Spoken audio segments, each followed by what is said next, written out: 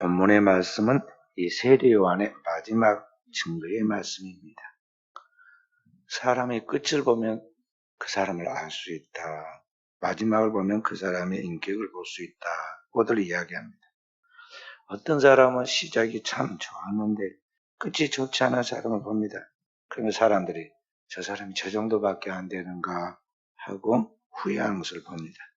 어떤 사람은 처음 만났을 때 별로였던, 그렇게 흥미있게 보이지 않던 사람인데 나중에 알고 보니 뒤에서 대단히 공정하고 유익한 일을 잘하는 거면서 사람의 겉모습 봐갖고는 모르겠구나 하고 갈수록 진가를 드러내는 사람도 있습니다.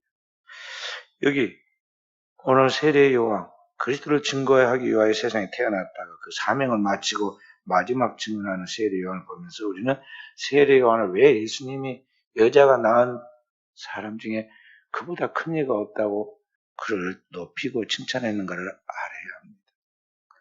여기 세례 요한은 수많은 사람들이 그를 따르고 그리스도인가 그렇게 믿고 따랐을 때 자기는 빛이 아니고 빛에 대해 증거하는 사람에게 요한복음 1장 8절에 분명히 말합니다.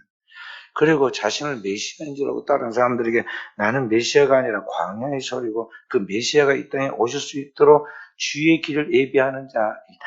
오늘 우리로 말하면 주님이 오시도록 고속도로를 닦는 사람이다.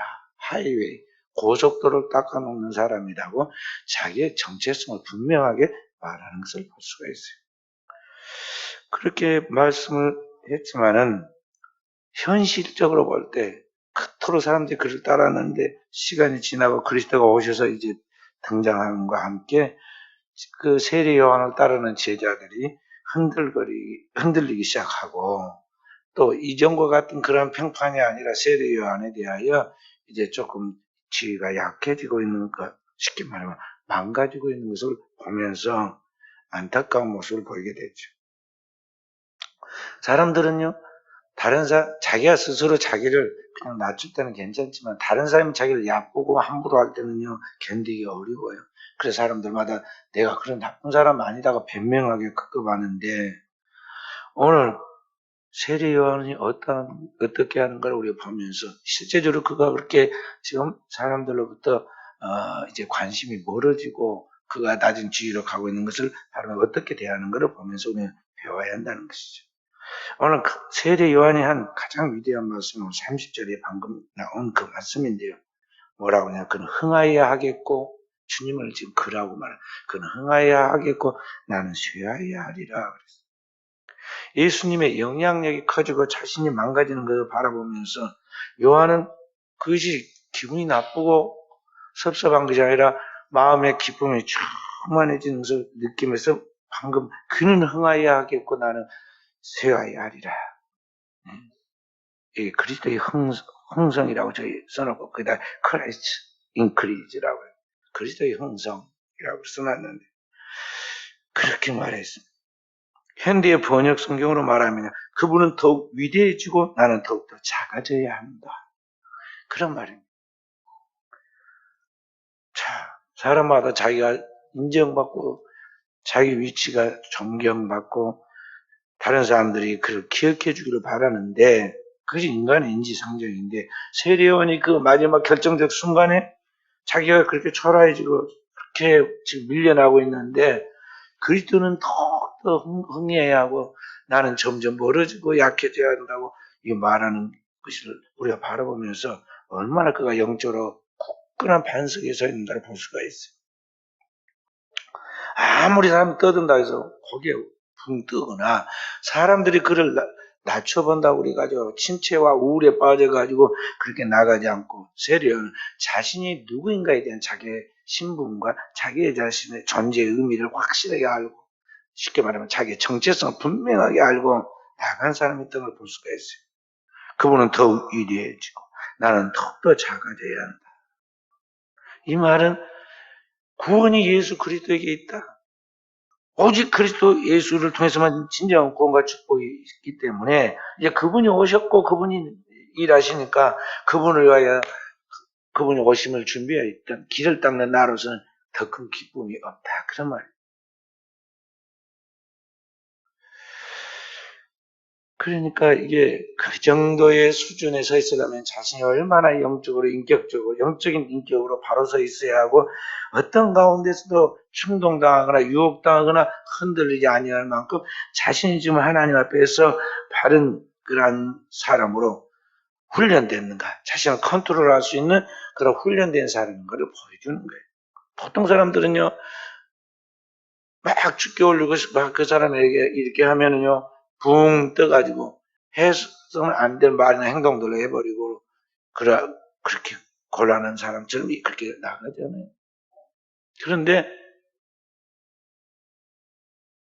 세례 요한은 그렇게 그를 높여도 같이 부안해도 가지 않고, 그렇게 그를 낮춰도 거기에서 분노가 뭐나 우울감이나 또 그런 것 때문에 좌절하지 아니하고 자신의 존재 의미와 목적이 무엇인가에 대하여, 자신이 왜 이 땅에 왔고 무엇을 위해 살다 가는가에 대한 것을 분명하게 알고 지금 흔들리지 않는 것을 본다는 거예요. 그 정도의 위치에 우리가 영적으로 서 있어야 돼요.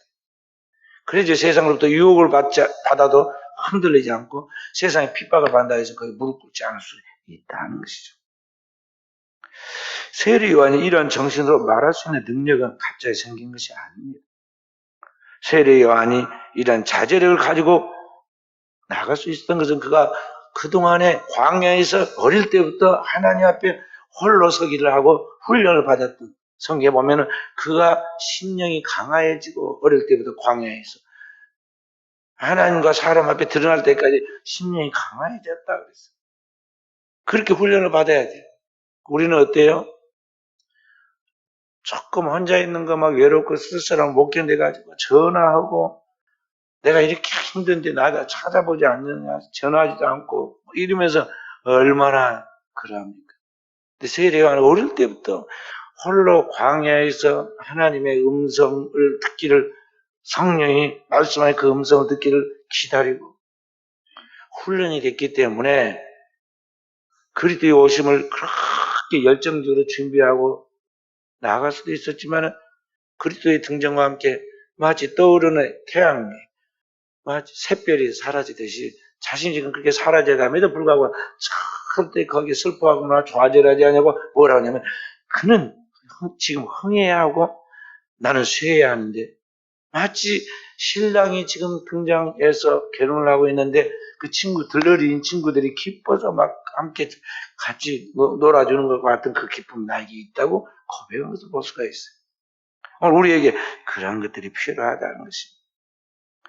세례 요한의 이러한 자세와 말씀 속에 우리는 복음의 진정한 정신과 신앙의 핵심을 배우게 되는 것입니다. 그렇다면 오늘 세례 요한을 통해서 우리가 복음의 정신, 바른 신앙의 정신이 뭔가 하는 것을 먼저 배워야겠습니다. 오늘 복음의 정신, 바른 신앙의 정신이 무엇이냐 하는 것이죠. 결론부터 말하자면 복음은 내가 죽고 그리스도가 사는 것이다 하는 것입니다.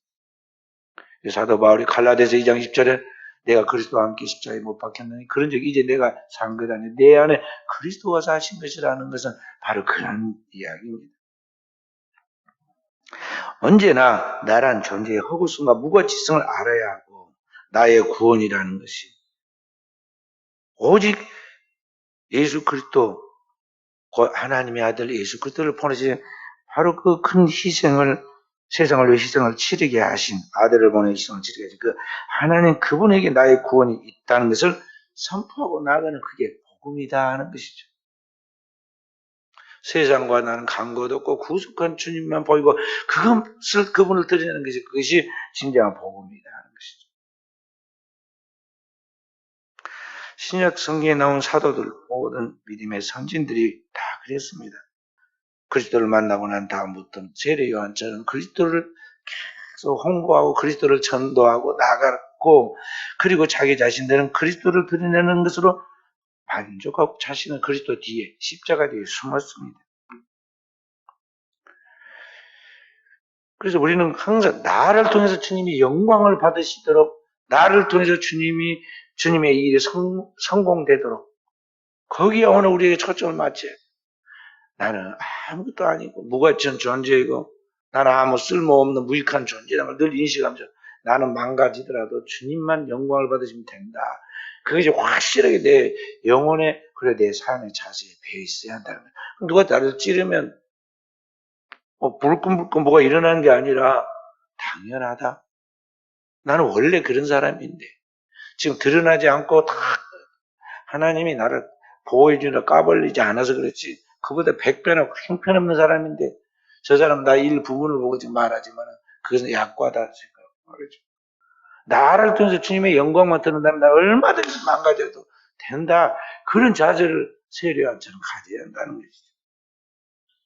그런데 우리는 대부분 어때요? 주님을 빙자해서 나를 높이고 마귀의 속임 속에 빠져가지고 어느덧 주님이 내 종처럼 내가 마음대로 부려서 나를 드러내고 내가 영광을 받는데 주님의 그 수종도는 종처럼 그렇게 하는 것을 볼 수가 있어요. 제가 어렸을 때부터 부흥사로 하나님 부르시려고 그런지 집회를 많이 다녔습니다. 하여간 동네 교회 집회에서부터 시작해서 이웃 동네 집회도 가고 신학을 공부하는 중에도 늘 기도원에 또는 어디 집회 있다고 하면 제가 꼭 가서 기도하고 했어요. 그분들의 충만한 은혜를 내가 받고 또 은사도 받아야겠다. 근데 자꾸 거스린 것이 있었어요. 나이가 부흥사가 돼가지고 부흥사로 다니면서도 너 그냥 수준이 저 정도밖에 안 되는 거하고 같은 부흥사끼리지만은 그 사람에 대해 조금 괜찮게 생각했다가 얕보게 되는 그런 경우가 생겼어요. 뭔 말을 하느냐면요. 이 부흥사들이 기도원에 와서 뭐라고 하냐면 여러분 나를 만난 것이 여러분 큰 흥지한 것을 아시기 바랍니다. 내가 병 고쳐준 사람도 많고 또 내가 기도해 줬더니 성공한 사람도 많다. 그러니 여러분 오늘 나를 만난 것이 큰 복 받은 것인 줄 믿으시기 바랍니다. 그러면 뭐라고 할까요 성도들이? 아멘 하죠. 근데 그것도 만족 못 해가지고 뭐라고 하냐. 아멘 소리가 뭐라고 그러더라? 흉년이 들었나? 뭐라고 그러면서요. 너무 작다고 막 핀잔을 줍니다. 그러면서 복받기가 싫은가 보다. 그러면서 다시 또 강요를 합니다. 다시 한번 이번 강사 만난 것이 복받은 줄 믿으시기 바랍니다. 그러면요. 교인들이 큰 소리로 아멘. 그리고 또 인사하라고 합니다. 옆 사람하고. 오늘 수지 맞았습니다. 뭔 수지를 맞았는지 모르지만 오늘 수지 맞았습니다. 인사를 시켜요. 아무리 농담으로 한다 하지만은요. 지금 은혜를 나누는 그 하나님의 말씀을 나누는 그 시간에 지금 그런 허접한 농담을 해서 되겠어요?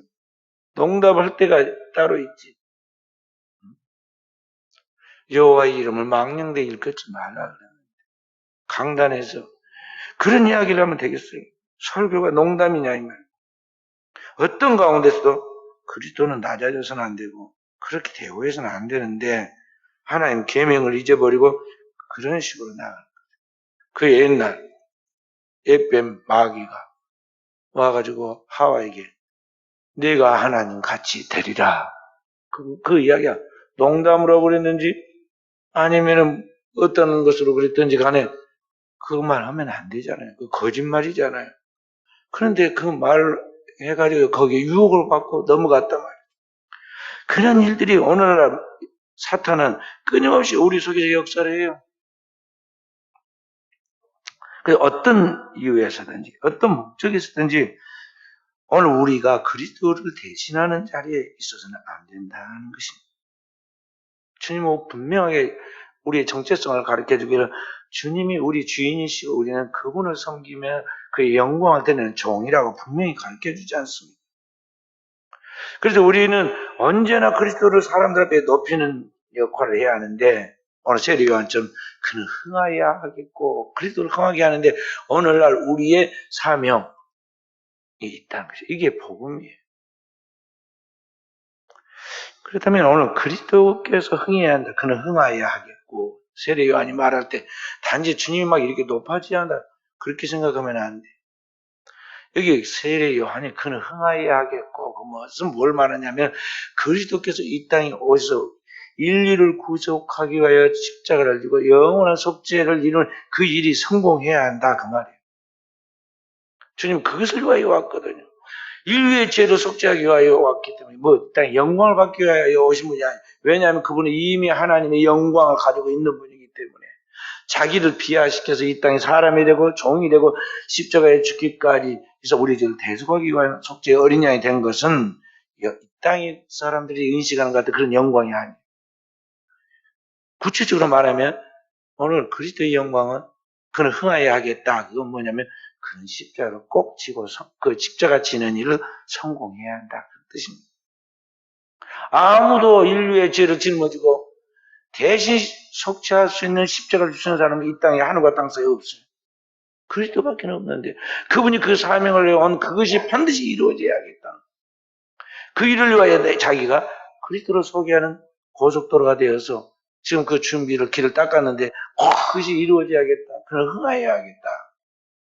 그런 일을 위하여 내 삶이 끝났다면 나는 조용히 뒷받침하고 했으니까 이제 물러서야겠다. 그런 말입니다. 주님께서 니고데모에게 복음을 이야기할 때 요한복음 3장에 이제 복음을 이야기할 때 뭐라고 그랬습니까? 니고데모에게 모세가 광야에서 뱀을 든 것 같이 인자도 들려야 하리니 이는 그를 믿는 자마다 영생을 얻게 하려 하심이라. 출애굽한 이스라엘 백성들이 광야의 길을 걷다가 길을 이 에돔이라는 길 주변을 뺑 돌아서 형제와 싸우지 말라고 주님께서 말씀하시고 돌다가 길이 너무 산길이라 험악해 해가지고 불평불만을 엄청 합니다. 그러니까 하나님께서 불뱀을 보내가지고 그들을 물게 했어요. 그래서 많이 사람들이 고통받고 죽어가니까 하나님께 호소를 합니다. 하나님께서 모세에게 높은 장대에다가 구리뱀을 만들어서 딱 이렇게 달아놓고 사람들이 보기에 세워놔라. 그것을 보는 사람은 살리라 그랬는데 그 십자가 형태의 구리뱀이 뭐냐면 옛뱀 그 마귀는 죽고 오늘 인류의 죄는 그 죄와 함께 사라지고 나가는 것인데 그 십자가가 지금 지향하고 있는 것이 뭐냐면 그리스도 예수의 그 십자가의 구속의 사건이다 말이에요. 인자가 그 하나님 보내신 하나님의 구속자이신 그리스도께서 오셔서 인류의 죄를 위하여 그 모세가 된 옛뱀처럼 거기 십자가에 달릴 날이 오는데 그런 이야기다 말이죠. 바로 그 일, 인자도 그렇게 들려야 하는데 그를 믿는 자면 영생을 얻게 하려 하셨다. 그 주님이 니고데모에게 말씀한 것 같이 예수 그리스도가 이 땅에 오셔서 십자가에서 반드시 죽으셔야 하는데 바로 이 그리스도의 십자가를 잘 알고 사람들에게 증거함으로 사람들이 그리스도를 믿게 만들어서 구원받게 하는 것, 이것이 그리스도의 형성이에요. 그리스도를 흥하게 하는 일이라는 거죠. 그 일을 위해서 우리가 존재하는 것입니다. 주님을 드러내서 세상 만민이 나도 구원받고 천하 만민이 구원받게 하는 그것이 오늘날 내가 존재하는 그러한 목적이고 의미다 하는 것이죠.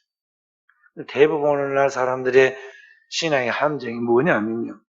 내가 의롭고 거룩해지고 내가 희생하고 봉사하고 그러면 사람들이 나를 보고 하나님을 믿게 될 것이다. 그래서 생각을 하는 거예요. 그래서 굉장히 꽤 노력을 합니다.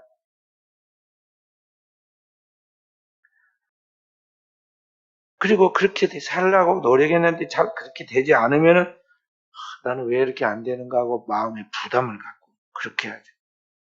근데 우리가 알아야 할 것이 뭐냐면요. 우리가 아무리 도덕적으로 윤리적으로 굉장히 선하게 노력을 한 것 같이 그렇게 한다 할지라도 사람들이 그것 보고 변화되지 않는다는 것이죠. 그것 때문에 구원받지 않는다는 것을 알아야 합니다. 인간의 진정한 구원은요. 그리스도 십자가 외에 다른 방법이 없다는 걸 알아야 돼요.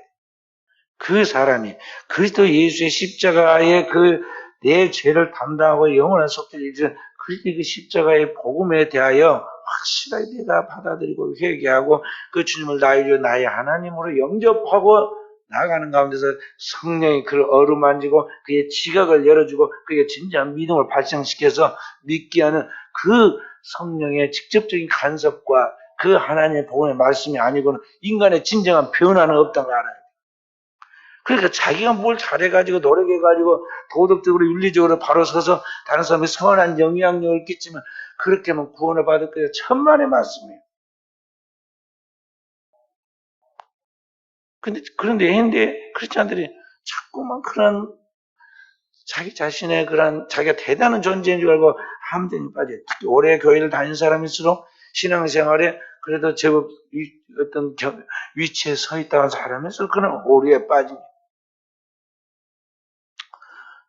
사도 바울의 복음에 고린도서 1장 18절에 뭐라고 그러냐면 거기에 보면 십자가의 도가 구원 얻는 우리에게는 하나님의 능력이나 이방인들에게는 어리석게 보인다 그랬어요. 십자가의 도, 그리스도 예수의 그 십자가의 도, 그것이 증거되는 그것을 전하는 게 전도인데 그거 외에 다른 방법은 구원의 길이 없다는 것을 우리가 알아야 하는데 그걸 잘 안 한다는 거죠. 그래서 중세 교회가 천년 동안 타락한 모습을 보였던 게 뭐냐면요. 바로 인간이 도덕적으로 윤리적으로 선하게 해가지고 그의 공덕을 통해서 자신이 구원을 받고 다른 사람들하고 선한 영향력을 통해서 구원받게 만들 수 있다고 생각하는 그 오류에 빠져가지고 그게 이제 가톨릭이죠. 거기에 빠져가지고 굉장히 선한 일을 많이 하는 것 같고 심지어는 그 선한 일을 하려고 십자가 전쟁까지 일으키고 그랬어요. 그리고 이 공덕이 아주 많이 있다고 생각하는 사람들, 소위 사람들이 성자라고 이름을 붙여주는 그 사람들이 공덕이 넘쳐나가지고 자기도 구원하고 다른 사람도 구원시킬 수 있다 해서 그 성자들의 유고를 서로 빼앗아가지고 자기가 보관하려고 하고 그 성자들이 머물렀던 그 지역을 답사해가지고 뭔가 거기서 기적을 체험하려고 하고 그렇게 했어요. 심지어는 이런 공덕이 남아 돌아가서 이 공덕을 돈 주고 사기도 하고 팔기도 하는 일을 했어요. 그게 뭐냐면 면죄부예요. 죽은 조상도 내가 그 공덕을 산다, 그 면죄부를 산다 그러는데 사면은 죽은 지옥에 간 조상도 연옥으로 올라오고 조금 더 많이 돈을 들여가지고 면죄부를 사면 이번은 연옥에 있는 사람이 천국에 가고 이런 황당한 미신에 빠졌단 말이에요. 그것을 뭐라고 하냐면 중세시대 공덕 축적설이라고 그랬어요. 거기서 성자 개념이 나와요. 사실 성자 없어요. 모든 사람이 죄를 보면 하나님의 영광에 이르지 못하니까 죄인이에요. 사도 바울식으로 하자면 나는 죄인의 괴수예요. 근데 무슨 의인이 있겠어요? 의인은 딱 한 사람이에요. 한 가지예요. 로마서 1장 17절의 말씀처럼 복음에는 하나님 의가 나타나서 그리스도의 의이란 말이죠. 믿음에서 믿음에 이르게 하나님. 내가 그 예수 그리스도의 십자가의 공로를 통해서 내가 구원받고 하나님 앞에 의로움을 덧입었다는 사실을 믿는 거죠. 오직 나의 의는 믿음으로 말미암아 살리라. 그러니까 처음부터 from face to face 끝까지 마지막 끝까지 믿음에서 믿음으로 간다는 거죠. 그리고 그 믿음으로 끝까지 사는 거예요. 7번 넘어져도 8번 일어나서 그 말씀을 붙들고 믿음으로 나가는 거예요. 그게 의인이지 선한 공덕이 내가 많이 쌓여가지고 그게 나도 구원하고 다른 데 구원을 받게 된다면 성경에 어느 것도 없는데 우리가 그걸 만들어냈어요. 그렇게 되기를 바라는 염원으로. 그게 중세의 그 잘못된 그 생각들을 교리화해가지고 중세 교회가 나왔기 때문에 수없는 문제가 발생했어요. 중세 암묵계의 그 타락이 그렇게 나온 겁니다. 그래서 오늘 우리 기독교의 가장 경계할 일은 뭐냐면 자기의 공덕과 선행과 의가 그리스도의 십자가를 대체할 수 있다고 생각하고 자기를 굉장히 과신하는 것, 자기를 과시하는 것, 자기 자신을 의존하고 다른 사람들에게 뭘 할 수 있는 것이 하는 게 이게 큰 오류다는 것을 알아야 합니다. 오늘 현대 크리스찬들은 자신을 흠없이 보이려고 열심히 봉사도 하고 기증도 합니다. 특히 사람들에게 이름을 나타내려고 사람이 많이 모이는 모임이나 공동체에 그 이름을 알리려고 하죠. 주님은 내 주변에 가장 작은 자에게 한 것 주님께 하는 것이다. 왼손이 하는 거 오른손이 모르게 하라. 그렇게 했는데 주변에 얼마나 돌봐야 할 사람들이 주변에 많습니다. 근데 어떻게 해요? 꼭 신문에 내야 돼요. 그것도 아주 일간지 신문, 일간지 몇 대 신문 속에 들어간 것을 꼭 내잖아요. 거기다가 막 돈을 많이 냅니다. 좀 왼손이 하는 거 오른손이 모르게 천천히 하면 안 되겠어요. 사람의 외모를 보고 껍데기를 보니까 그걸 여러 가지 관점, 사람도 좋은 이미지를 갖고 또 영업적으로도 그렇게 해야 회사가 홍보가 돼가지고 또 유익이 된다 생각하니까 여러 가지 계산을 해가지고 그렇게 하지만 하늘에 가면 아무것도 없어요. 주님은 그런 걸 뭐라고 그러냐면 바리새인의 의다, 회칠한 무덤이다, 외식하는 서기관과 바리새인들이라고 위선자라고 그랬어. 성경은 우리는 처음부터 하나님의 빛을 볼 수 없는 자들, 한마디로 시체와 같은 자들이고, 하나님 앞에서 축복에는 이미 딱 끊어져 있는 외인들이고, 근본적으로 본질상 진노의 자식들이라고 그랬어요. 그러니까 오늘 우리 안에서 스스로 자생해서 하나님 앞에 나갈 수 있는 거 아무것도 없다는 거죠. 그것을 우리가 알아야 돼. 아무것도 없다는 거. 사도 바울은 뭐냐, 자기한테 아무것도 쓸만한 게 없다는 거 그래서 뭐라고 하냐면, 나는 내에게 유익한 모든 것을 배설물로 여기노라. 배설물. 사도 바울이 유익하게 할 거 자랑하려고 한다면 내가 미련하나마 너희들이 하는 표현대로 자랑해볼까? 그러면서 자랑을 합니다. 내가 누구냐? 유대인의 아브라함의 후손 12지파 중 베냐민 자손이고, 히브리인 중에 히브리인이고, 율법으로는 대학자이고, 가말리엘 문화에서 태어났고, 헬라의 철학과 정통한 그런 유대 율법에 정통한 사람이다. 그리고 로마 시민권을 가지고 있다. 그러나 이게 얼마나 어리석은 자랑이냐. 그러니까 내게 유익한 모든 걸 다 내려놓고 분토와 같이 여기고 나간다고 그랬어요. 그래서 사도 바울이 핍박을 받았는데요. 성경 보면 많은 고난과 핍박을 받았는데, 아예 자기가 원래 로마 시민이라면요, 그 당대의 최고의 시민이기 때문에 절대 그걸 함부로 할 수 없어요. 처음부터 나 로마 시민이다 딱 발표만 하면요, 아무도 그게 함부로 할 수가 없습니다.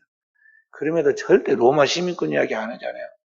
감옥에 잡혀고 돌에 맞고 갔는데 그 사람들이 자기를 지금 데리고 간 사람들이 로마인들이 될 때, 그때만 이제 이야기를 합니다.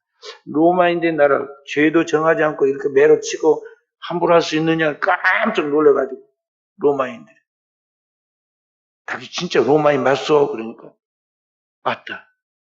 나는 돈 주고, 천부장이 그래요.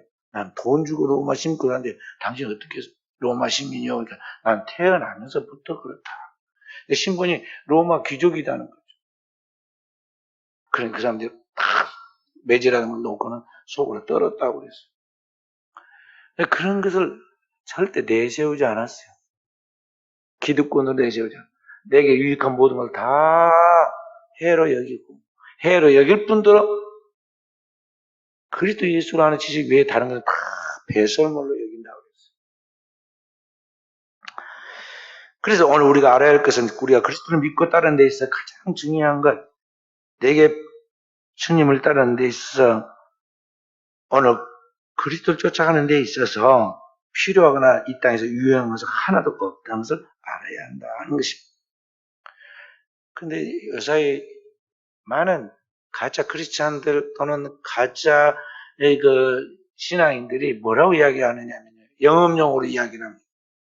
자, 네가 막 교회를 다니면서 돈도 없어 빌빌거리고 출세 못해가지고 사람들한테 내놓을 것도 없는 것보다는 이왕이면 성공하고 이왕이면 돈 많이 벌어가지고 성경금도 내고 다른 사람들한테 성공해가지고 다 성공했다는 걸 보고 부러워하게 하면서 하는 것이 훨씬 하나님께 영광 돌리지 않느냐? 그렇게 말해요. 그럼 미련한 이 사람이 그 말 들으니까 그럴싸하거든요. 아, 그렇구나 하고는 슬슬 따라서 갑니다. 그렇게 하다가 주일날도 범하고 3일 밤도 범하고 지키지 않고 세상에 있는 돈 맛, 노는 맛, 권력의 맛, 세상 재미에 마치 술 취하듯이 빠져듭니다. 어느 순간 자기도 모르게 신앙이 변질되고 강팍이죠. 완고해져. 본인만 몰라. 딱 객관적으로 다른 사람이 보면요, 저 변질돼 간다, 세속에 빠져간다, 저 병 들어간다, 문제가 생긴다, 다 보이거든요. 이야, 너무 지금 많이 간다. 저기 너무 떨어진다 싶어가지고, 안 되겠다 싶어서 이제 말합니다. 구역장한테 말합니다. 저거 잡아라. 말 안 듣습니다.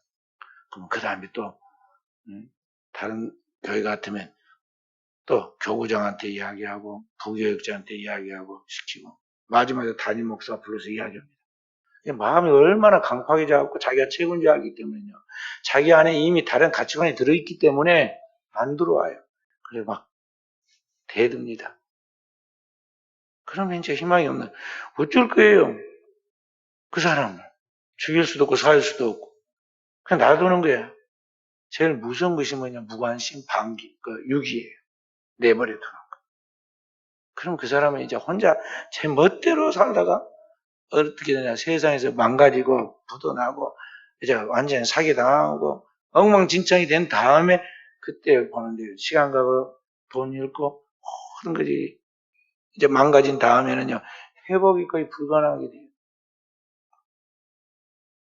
제가 교정사역을 하고 있는 것이 이제 점점 알려지고 노예 일을 하려고 나가다 보니까 이제 그제에 대해서 자꾸 알려지게 되잖아요. 근데 어느 분이 저한테 이야기했어요.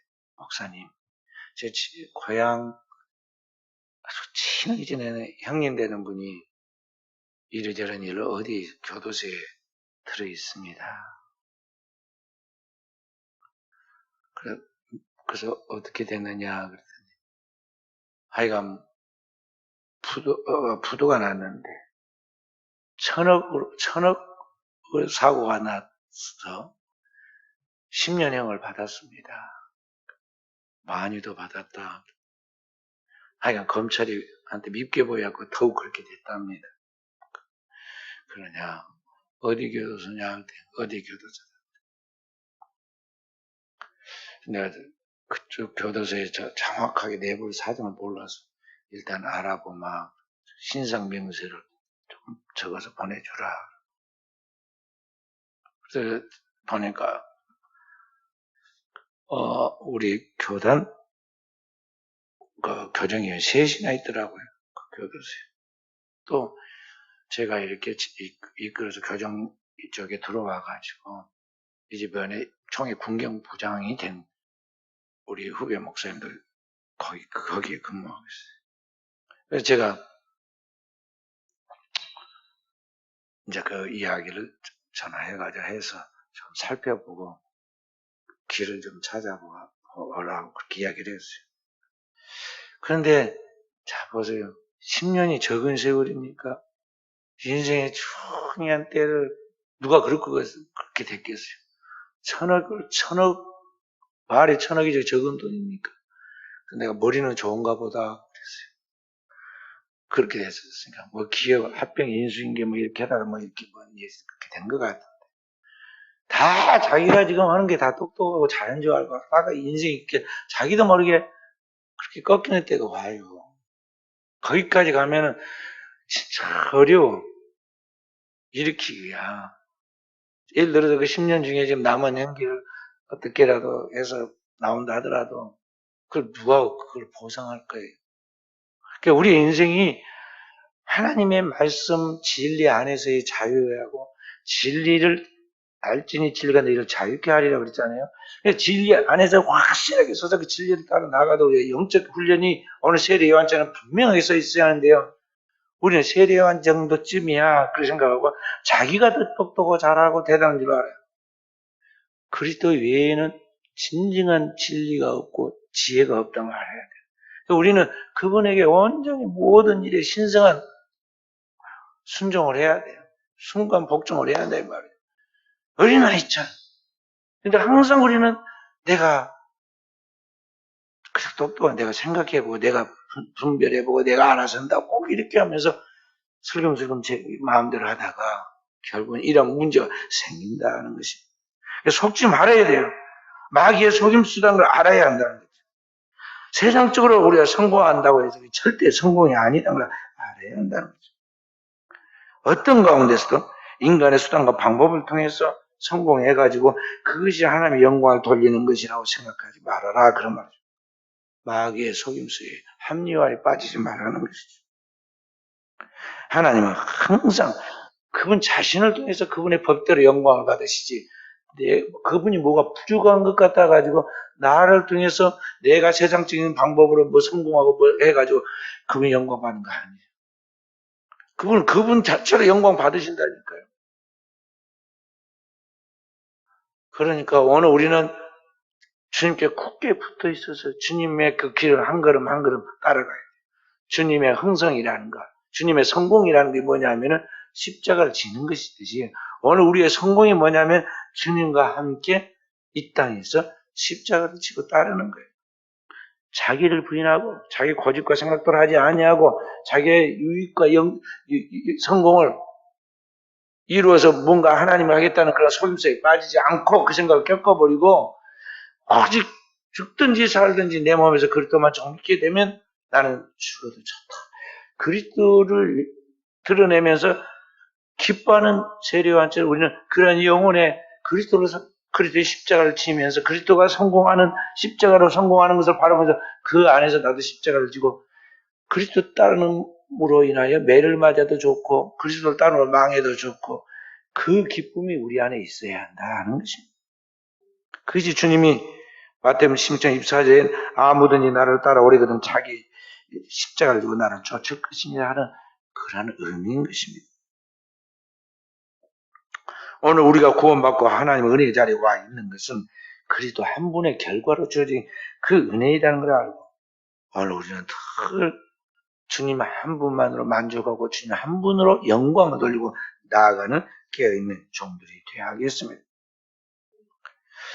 세례 요한은 오늘 자신이 이제 서서히 역사의 위치에서 물러가게 될 때, 그때 오늘 보면은 이제 저 뒤에 27절부터 28절에 보면 세례 요한이 기뻐하고 있습니다. 거기 보면은 세례 요한이 27절부터 29절에 가장 큰 기쁨으로 충만했다고 그랬어요. 그리스도를 높이고 나는 낮아지는 그 가운데 진정한 기쁨이 있었다는 거죠. 그래서 세례 요한 같은 기쁨이 있어야 돼. 영혼의 기쁨이 있어야 한다. 세례 요한이 왜 기뻐했느냐? 자기의 본래 자기 어떤 존재라고 알고 있었기 때문에 오는 기쁨이야.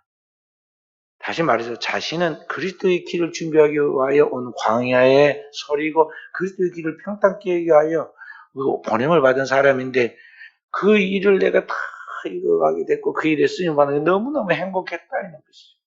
우리 안에 그런 기쁨이 있어요. 현대인들이 잘 먹고 잘 사는데 왜 허무주의에 빠지느냐? 다른 거 아닙니다. 현대인들이 허무감에 빠져서 방황하는 것은 자신 뭘 소유하지 못했거나 출세 못해서가 아니라 왜 내가 이 땅에 살아야 하는지 삶의 존재 이유와 목적을 잃어버리는 데서 그걸 알지 못하는 데서 인생이 허무감이 느끼고 방황하게 되고 그런 것입니다. 그래서 오늘 내가 왜 존재하는 걸 뚜렷하게 아는 사람은 세례요한이 기뻐하는 거지 행복한 거예요. 행복한 거예요. 또 세례요한은 왜 기뻐했느냐? 변함없는 데서 오는 기쁨.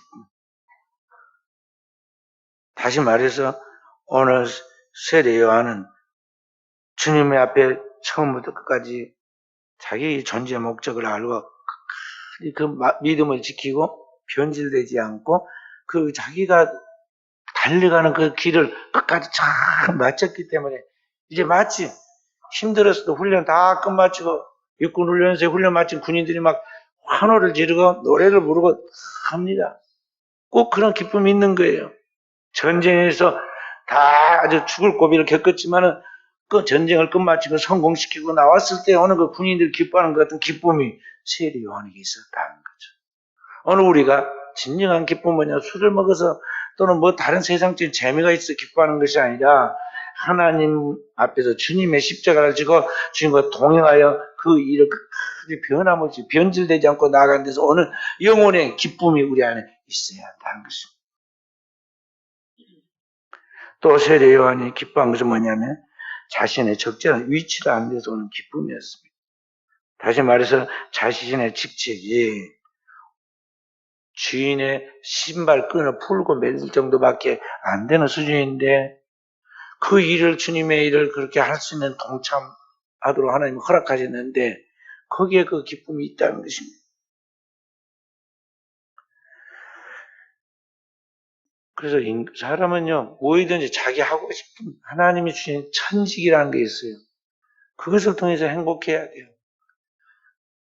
그러니까 장사하는 사람은 장사하는 일로, 공부하는 학자는 공부하는 일로, 또 배우는 거기에 이제 스크린 앞에서 자기 일이 있잖아요.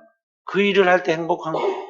근데 뜬금없이 학자가 말이죠. 정치한다 뛰어들어가지고 다른 짓을 하다가 우스꽝스러운 사람이 되고 별로 이상한 사람 많잖아요.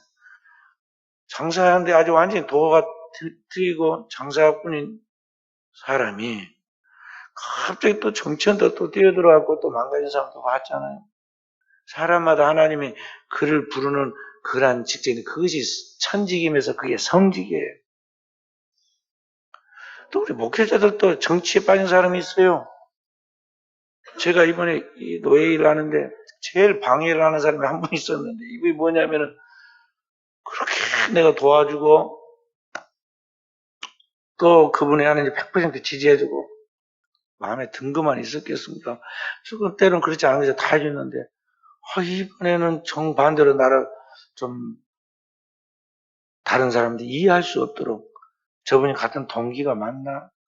또 같은 동문이 맞나? 오해할 정도로 그렇게 다른 방향으로 나아가요. 그래서 제가 1대1로 만나서 물었습니다. 왜 우리의 그 동기로서 또 동문으로서 그동안에 우리가 관계했던 그런 우정으로서 그걸 저버리고 이렇게 나가냐. 지난번에 대통령 선거할 때 앞에 서서 사인 좀 해주라니까 안 해주고 못한다고 그랬다고. 그게 기분 나빠가지고 안 돕기로 했다고. 이게 말이 되는 소리예요.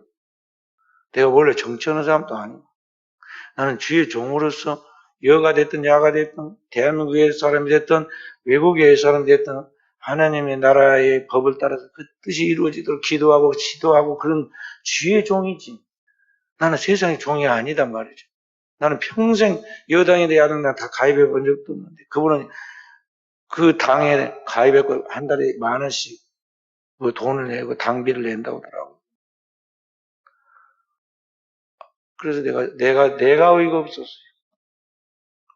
하여간 기분이 나빴다면은 그 미안하다면은 그렇다고 해서 이런 것은 내가 올바르지 않다고 합니다. 조금 이따 두고 보면 알겠지만 많은 욕을 얻어먹고 후회하게 될 것이다. 진짜 그렇게 되고 있어요. 오늘날 우리 그리스도인들은 자신의 길을 알아야 돼요. 알아야 돼요. 평생 신학을 공부하고 기름 부어서 목사가 되었으면은 큰 교회가 됐든 작은 교회가 됐든 자기 일에 하나님 앞에 영광을 돌리려고 최선을 다해야 주님이 드러나서 그 영광 받는 일에 자기가 쓰임 받으면 그걸로 만족한 기쁨이 있어야지. 다른 것을 기웃거리고 다른 흉내를 내고 거기에서 뭔가 인간적인 뭔가 대단한 걸 보이려고 하면 그게 큰 오류다 하는 것이죠. 그러나 목회자만이 아니라 우리 모든 성도들도 마찬가지예요. 한 사람 한 사람 각각 자기의 길이 있어요. 그림 만든 도공도 있고 또 그림 그리는 화가도 있고 글 쓰는 작가도 있고 다 있잖아요. 자기 일에 행복한 사람이 되어야 한다는 것이죠. 세례 요한은 그리스도 앞에서 자신의 적절한 위치를 잘 알고 자기가 종으로서 주님의 신발끈을 메고 풀기에도 부족하지만 주님의 쓰임받음을 기뻐하였다는 것입니다. 그래서 오늘 우리는 주님 앞에서 세례 요한처럼 그리스도는 흥해야겠고 나는 쇠하여야 하리라 말씀처럼 오늘 우리의 영혼에 일한 하나님의 기쁨이 넘쳐서 주님을 영화롭게 하는 종들이 되어야겠어요. 그 정도의 성숙한 인격자가 되고 영성 있는 진정한 지도자가 되라는 것이죠.